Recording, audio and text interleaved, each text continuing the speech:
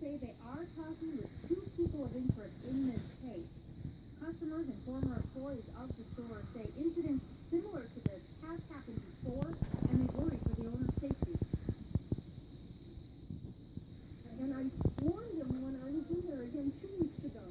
I said, Lucky, you've got to get out of there. You've got to go to a location where you're inside. But he likes the traffic because it brings in people to the shop. The GCI and the Sheriff's Office, as well as Washington County Sheriff's Office, now again still Where's Mouse? a lot of information. There's the mouse. On this developing story, and we'll make sure to bring you those details as we get them.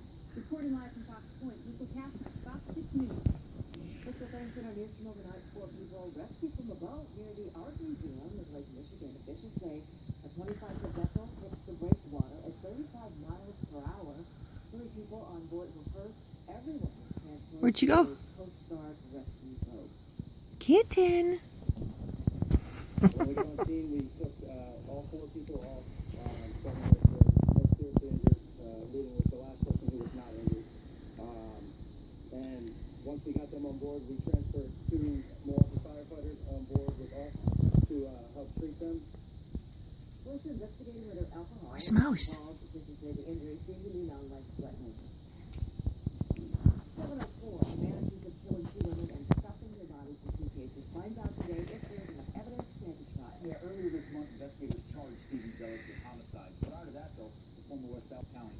These charges stem from the death of Jenny Gomez. Where's Mouse? Prosecutors say Zealous told police he met Gomez online. Where's convinced him to Mouse? come to this area and checked into a Kenosha hotel.